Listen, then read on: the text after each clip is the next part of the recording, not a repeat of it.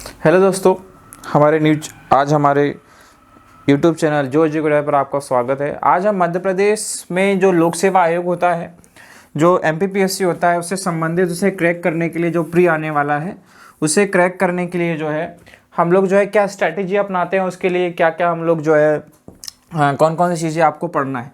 क्योंकि आज के ज़माने में जो है ना बहुत सारी चीज़ें आ गई है, जो एक्सपर्ट्स बोलते रहते हैं कि ये चीज़ें पढ़ें। बिल्कुल, तो आज हम उन चीज़ों को लेकर चर्चा करते हैं। इससे पहले मैंने आपको प्री के बारे में सिलेबस कहा था कि प्री का सिलेबस जो है कहाँ कहाँ से आता है। इसके बाद में हम लोग जो मेंस का सिलेबस भी डिस्कस कर लेंगे। तो सबसे पहले जो पहला विंडो होता है, पहला जो हमारा दरवाज़ा होता है, ठीक है, वो खुलना चाहिए। मतलब कि अगर हमारा गेट ही नहीं खुलेगा तो हम मेंस में कैसे जाएंगे। मेंस में इंटर होने के लिए आपको कौन कौन सी चीज़ों पर फोकस करना है, तो एक एक सब्जेक्ट वाइज हम चीज़ों को ले लेंगे। क्या करेंगे, एक एक सब्जेक्ट वाइज हम चीज़ों को देखेंगे। ओके, तो सबसे पहले हम देखते हैं कि मध्य प्रदेश लोक सेवा आयोग जो है, जो एग्ज़ाम कंडक्ट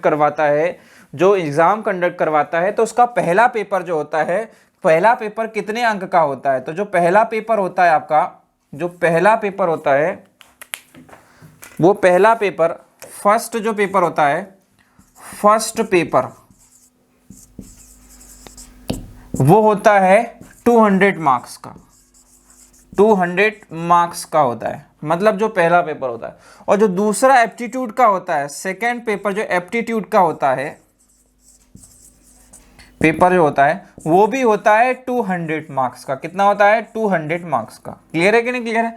अब अगर आपने ग्रेजुएशन, यदि आपने ग्रेजुएशन अगर सिंपल सी बात है साइंस से किया है, तो आप एलिजिबल हो जाते हो किसके लिए, फॉरेस्ट के लिए भी। किसके लिए हो जाते हो, फॉरेस्ट के लिए। मतलब अगर आप फॉरेस्ट के लिए देख रहे हैं तो आपको दोनों की रैंक, दोनों की मेरिट लिस्ट में शामिल किया जाएगा।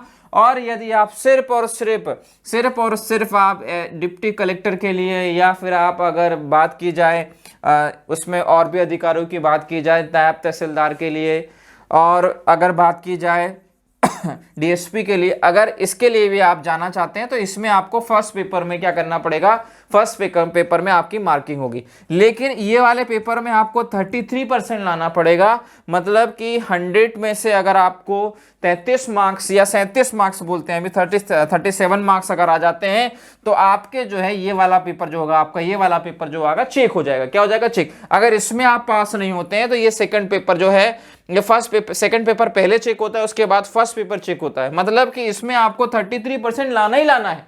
उसके बाद ये आपको कितने परसेंट लाना पड़ेगा, इसमें ज्यादा से ज्यादा मार्किंग करनी पड़ेगी। क्लियर है। मतलब 100 क्वेश्चन होंगे, 100 क्वेश्चन यहां पर भी होंगे और 100 क्वेश्चन यहां पर भी होंगे, लेकिन मार्क्स 200 और मार्क्स 200 के होंगे। क्या होंगे, मार्क्स 200 और marks 200 out of cut off यहां से निकाला जाएगा। ओके, अब हमें जो है किस पर ज़्यादा मेहनत करनी है, कौन सा सब्जेक्ट जो है लेकर चलना है जिस पर हम पकड़ बना सकते हैं। जो हमने जनरली सब्जेक्ट की बात करी थी, हिस्ट्री, पॉलिटी, ज्योग्राफी, इनसे कहाँ से क्वेश्चन अभी तक जो है एग्जाम में पूछे गए हैं। यदि हम ले लेते हैं किसको, पॉलिटी को ले लेते हैं। क्या ले लेते हैं, पॉलिटी ले लेते हैं, पॉलिटी। तो पॉलिटी से पहले हमारे यहाँ एक्ट भी शामिल थे, लेकिन एक्ट जो है अब जो है सिलेबस से हट चुके हैं, इसलिए एक्ट को नहीं लिया जाता है। और पॉलिटी में आपको पूरे के पूरे आर्टिकल जो है 395 जो आर्टिकल है, और शेड्यूल जो है, अनुसूचियां कितनी हैं, अनुसूचियां जो है वर्तमान में अनुसूचियां आपकी 12 है।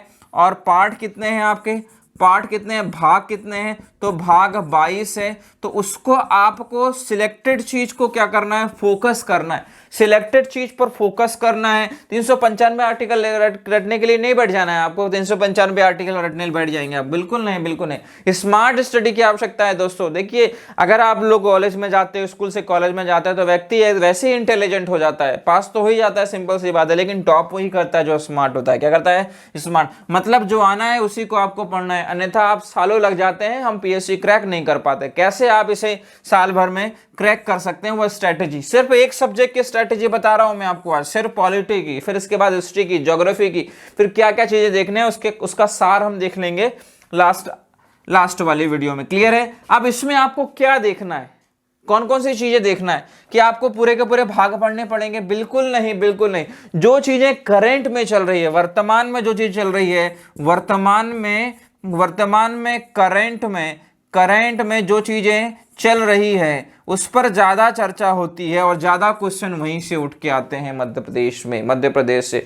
अब पॉलिटी में कौन कौन सी चीजें देखना है, जैसे फॉर एग्जाम्पल आपसे पूछ लिया जाए कि राष्ट्रपति के अध्यादेश जारी करने की शक्ति है, राष्ट्रपति की विधायी शक्ति किस आर्टिकल में है, तो 1 2 3 में है। किसमें है? 1 2 3। ऐसे आर्टिकल जो है नामी आर्टिकल है, क्या है, जो बार बार एग्जाम में पूछे जाते हैं, तो वो आपको ज्यादा देखना पड़ेगा। ठीक है, आप इसमें पार्ट्स में देख लीजिए, फंडामेंटल राइट्स देख लीजिए, फंडामेंटल राइट्स के बाद उसमें अगर अंदर चलते हैं आप लोग तो डीपीएसपी देख लीजिए, संघ देख लीजिए, राज्य देख लीजिए, राज्यपाल देख लीजिए, राष्ट्रपति देख लीजिए, उपराष्ट्रपति देख लीजिए, तो सब के सब जो है इस पॉलिटी का हिस्सा है। इसीलिए पॉलिटी को ऐसे मजबूत कर लीजिए कि मेंस में भी आपको बैठना पड़े, मेंस में भी आने वाले समय में बैठना पड़े, तो आपकी 150 नंबर की पॉलिटी एकदम मजबूत होना चाहिए दोस्तों। कैसी होनी चाहिए? मजबूत। इससे ज्यादा नंबर गेन कर सकते हैं आप लोग एग्जाम में। क्या कर सकते हैं? ज्यादा से ज्यादा नंबर में शब्दों का प्रयोग, अच्छे शब्दों का प्रयोग करेंगे तो ज्यादा से ज्यादा नंबर मिलेंगे। ये तो मेंस के साथ, प्री के साथ मेंस की भी तैयारी हो रही है।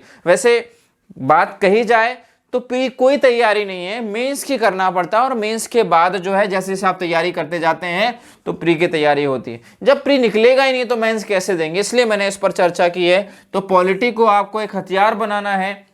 किसी भी सब्जेक्ट को अगर आपको समझ में नहीं आता है, क्या नहीं आता है? समझ में नहीं आता है, तो उसको बार बार आप एक बार क्वांटिटी के तौर पर पढ़ो। क्वांटिटी का मतलब यह है कि आप जो है एक टारगेट ले लो कि मुझे 1 से 10 पेज तक पढ़ना ही पढ़ना है। फिर कल टारगेट ले लो मुझे 20 पेज पढ़ना है, परसों टारगेट ले लो मुझे 50 पेज पढ़ना है। तो जब आप क्वांटिटी में पढ़ना सीख जाएंगे तो क्वालिटी धीरे धीरे अपने आप आ जाएगी। कुछ तो याद रहेगा अगर आप लोग स्टडी करते रहेंगे। तो बिल्कुल ये स्ट्रेटेजी आप अपनाएं तो बिल्कुल आपको फायदा मिलेगा। अब सब्जेक्ट की बात है तो सब्जेक्ट को तो गहराई में जाना ही पड़ेगा, आपको जीना पड़ेगा, सब्जेक्ट के साथ जीना पड़ेगा आपको।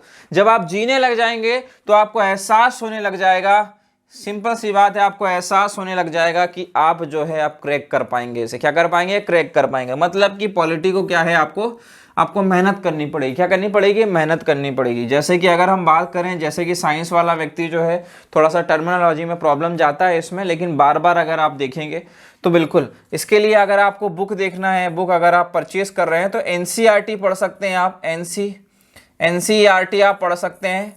और या आप एनसीईआरटी आप यानी कि आप फाइनल को पहुंच चुके हैं या आपने 12th पास कर लिया है, अगर 12th पास किया तो एनसीईआरटी पढ़िए। अगर आप फाइनल कर चुके हैं और फाइनल के बाद अगर आप तैयारी करें तो बिल्कुल आप इसे बोल सकते हैं, आप लक्ष्मीकांत ले सकते हैं। क्या ले सकते हैं? लक्ष्मीकांत जो है पॉलिटी के लिए आप बेस्ट एंड बेस्ट बुक है। आप इसे अच्छे से पढ़ सकते हैं, डिटेल में पढ़ सकते हैं। वैसे हम यहाँ पर क्लास तो लेंगे ही लेंगे, आप बिल्कुल इस पर स्टडी कर सकते हैं। ओके, तो पॉलिटी के लिए आप देख सकते हैं कौन कौन सी चीज़ों को आपको देखना है, कौन कौन से आर्टिकल देखना है आपको। तो आर्टिकल जो है 395, तो आपको 395 नहीं देखना है, मेन आर्टिकल जो है हम इस पर चर्चा करेंगे नेक्स्ट वीडियो में। मेन ठीक है। तो ये देखिए पॉलिटी का सिलेबस जो है कहाँ से स्टार्ट हो जाता है, तो पॉलिटी का सिलेबस जो है कहाँ से होता है, तो पॉलिटी का सिलेबस प्रीएम्बल से चालू हो जाता है। तो प्रीएम्बल से पहले अगर देखें तो संविधान बना कैसे, तो आपको पूरे एक्ट पता होना चाहिए कि 1773 का जो रेगुलेटिंग एक्ट आया, फिर उसके बाद चार्टर्ड एक्ट आए, फिर 10 वर्षीय चार्टर्ड एक्ट चलते गए। पिट्स इंडिया एक्ट कब आया, ठीक है, मांडले मिंटो सुधार अधिनियम क्या था। इसके आगे जो है 1935 का एक्ट है। 1935 का एक्ट जो है 70% हमारे संविधान में हूबहू रख लिया गया।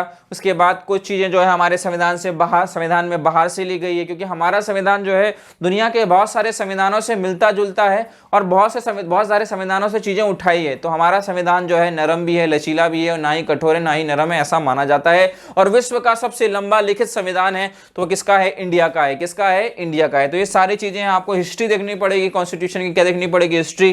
फिर उसके बाद आर्टिकल्स चालू होंगे दोस्तों। क्या होंगे? उसके बाद आर्टिकल्स चालू होंगे और इस पर जो है आपको चर्चा करनी पड़ेगी, इस पर आपको अध्ययन करना पड़ेगा। अध्ययन करेंगे तो चीजें आपको मिलेगी, है ना। अगर आप ज़्यादा अच्छा रिस्पांस देते हैं तो बिल्कुल हम स्टार्ट करेंगे, पॉलिटी भी हम लोग स्टार्ट कर देंगे। कौन कौन सी चीज़ें आपको यहाँ पर लेकर चलनी है, क्या करनी है, लेकर चलनी है। क्लियर है कि नहीं क्लियर है? आई होप कि आपको चीज़ें समझ में आई होगी, वो भी पॉलिटी को आपको कैसे डील करना है, वो सारी चीज़ें अगले नेक्स्ट वीडियो में हम लोग देख लेंगे। किसको? हिस्ट्री को देख लेंगे, फिर उसके आगे हम ज्योग्राफी को देख लेंगे, उसके आगे हम एमपी का ज़्यादा रोल रहता है, क्योंकि मध्य प्रदेश जो है लगभग 30% चीज़ें एमपी से पूछ लेता है, तो 30% पहले कवर करना चाहिए। जहाँ हम रह रहे हैं, जिस चीज़ की तैयारी कर रहे हैं तो उस चीज़ को ज़्यादा कवर करना है। और अगर एमपी पीएससी नहीं भी देना, आपको राजस्थान पीएससी देना है, बिहार पीएससी देना है, छत्तीसगढ़ पीएससी देना है, तो आपको कोर सब्जेक्ट तो तैयार करना ही करना है, उसके बाद अपने सब्जेक्ट देखेंगे। क्लियर है कि नहीं क्लियर है? तो आई होप आपको चीज़ें समझ में आई होगी। आज के लिए इतना ही। अगले नेक्स्ट वीडियो में हम जो है हिस्ट्री ले लेंगे, ज्योग्राफी ले लेंगे, उसमें कौन कौन सी चीज़ों को देखना है वो देख लेते हैं। ओके, धन्यवाद।